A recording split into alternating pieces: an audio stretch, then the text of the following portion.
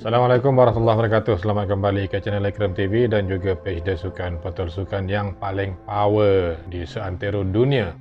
Transfer window dah pun tutup semalam ataupun lebih tepat pukul 6 pagi tadi, dan sepanjang transfer window selama 2 bulan ni ada banyak perpindahan yang berprofil tinggi telah pun berlaku, sama ada perpindahan tu percuma, melibatkan yuran ataupun pertukaran dan sebagainya. Jadi hari ni kita sembang sikit tentang kelab yang saya kira paling berjaya lah dalam transfer window ni. Paling berjaya ni tak bermaksud kelab tu dah power sekarang ni, tapi berjaya ni bermaksud kelab tersebut dapat pemain yang diorang perlukan. Okey, yang pertama Arsenal.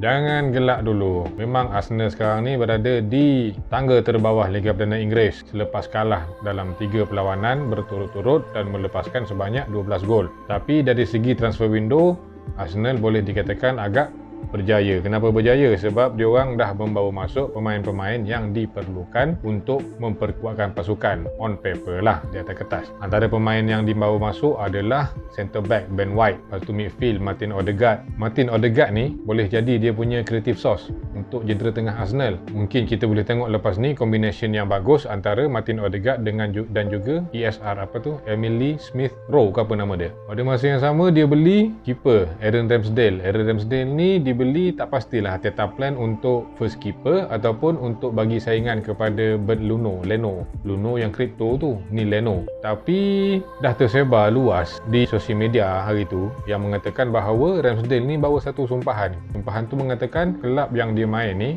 akan turun terjerumus keluar dari Liga Perdana Inggeris. Kalau Arsenal terkeluar dari Liga Perdana Inggeris ni memang ajaib jugalah. Jadi kita tengoklah macam mana Arsenal, sama ada dia turun ataupun stay. Tapi besar kemungkinan stay lah kot. Takkanlah Arsenal turun Arsenal kot. Bukannya West Bromwich Albion ni. Pasukan kedua yang berjaya adalah Chelsea. Walaupun Chelsea hanya bawa masuk 2 pemain, tapi pemain yang dibawa masuk tu memang membantu pasukan. Yang pertama Romelu Lukaku dibawa pulang oleh Chelsea pada harga memecahkan rekod perpindahan kelab. Itu 90 juta ke apa. Lukaku yang ada hari ni dengan Lukaku yang meninggalkan Chelsea pada satu ketika dahulu adalah Lukaku yang berbeza. Kalau dulu Lukaku tu lebih kepada fizikal semata-mata, tapi hari ni kita boleh tengok dia adalah seorang complete forward, complete number 9, tajam depan gol. Fizikal tu fizikal lah. Lepas tu dia boleh buat larian. Dengan kata lain, permainan Lukaku hari ni sangat-sangat matang. Lepas tu dia bawa masuk pada hari terakhir jendela perpindahan adalah Saul Niguez, defensive midfielder yang bermain sebelum ni untuk Atletico di Madrid. Saul Niguez masuk ke Chelsea ni secara pinjaman semusim lah, dengan ceritanya ada klausa untuk pembelian secara tetap di hujung musim nanti. Kalau nak kira, Chelsea dah ada midfielder Kovacic, Kante, Jorginho. Tapi dengan adanya Saul Niguez ni, dia bukan sekadar backup ataupun squad depth,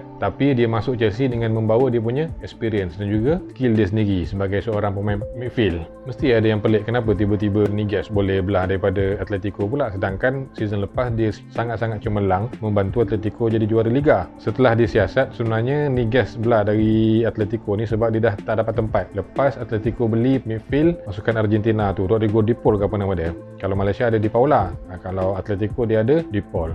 Adakah De Paul akan jadi sama macam Di Paula Malaysia? Saya tak tahu. Tapi mungkin lebih power sikit lah kalau tak banyak pun. Pasukan yang keempat Barcelona. Barcelona walaupun terpaksa melepaskan kapten dan juga legenda kelab Lionel Messi ke PSG, tapi dari segi keupayaan diorang untuk membawa pemain masuk masih dikategorikan sebagai berjaya. Aguero, Eric Garcia, Memphis Depay dengan Luke De Jong. Aguero mungkin belum dapat turun lagi. Katanya Aguero ni tengah fresh sebab Messi belah. Depay yang ada hari ni bukanlah Depay yang bermain dengan MU dulu. Kalau masa main dengan MU dulu, dia adalah seorang pemain yang muda, yang baru nak kenal dunia. Tapi Depay yang ada hari ni adalah Depay yang dah pun matang. Selepas keluar MU, dia pergi ke Olympique Lyon. Di Lyon tu mungkinlah dia pergi kursus jati diri ke, kursus itu ini ke. Hasilnya Depay dah jadi matang, sama ada dari segi individu, dari segi perangai ataupun dari segi permainan di atas padang. Jadi Barcelona ni boleh dikatakan dapat Depay yang finish product, Depay yang orang expect dia akan jadi 3-4 tahun lepas. Lagipun setakat 2 game 3 game ni Depay pun dah mula tunjukkan bahawa dia adalah bukan pemain yang biasa-biasa. Pasukan yang keempat Manchester United. United berjaya membawa masuk 4 pemain. Dengan 2 daripada pemain ni, pemain yang ibarat sirih pulang ke gagang. Tom Heaton dengan Cristiano Ronaldo. Mula-mula MU berjaya membawa masuk Jadon Sancho dengan Rafael Varane. Rafael Varane ni kalau tengok game lawan Wolves hari tu, boleh dikatakan MU dapat seorang centre back yang world class. Agak kekok pada mula-mulanya, tapi dari segi ketenangan dia mengawal bola, dari segi ketenangan dia bermain, Varane ni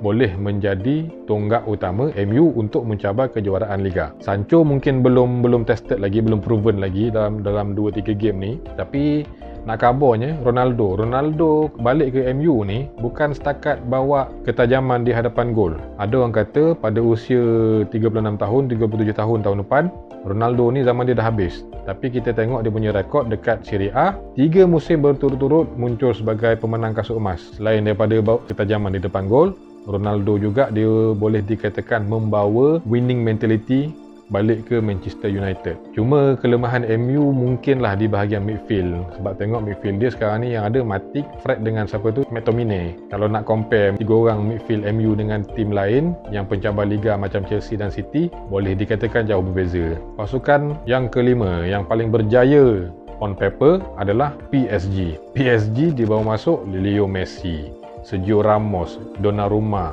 Wijnaldum. 4 orang ni boleh dikatakan star di kelab diorang sebelum-sebelum ni. Tapi PSG mudah-mudah je bawa masuk secara percuma. Of course lah dengan gaji yang besar. Lepas tu dia ada pula Achraf Hakimi, siapa lagi? Danilo Pereira, Nuno Mendes ke apa nama dia. Ada yang main di defensive midfield, main left back. Kalau tengok on paper dah cukup lengkap dia punya squad depth, daripada keeper sampailah ke striker. Boleh kata complete. Ini kalau kalah lagi dalam merebut kejuaraan League One macam season lepas dia kalah pada Lille, memang Pochettino ni dah boleh bersara lah kot. By right, League One senang-senang je dia orang boleh tapau, macam mana JDT tapau Liga Malaysia.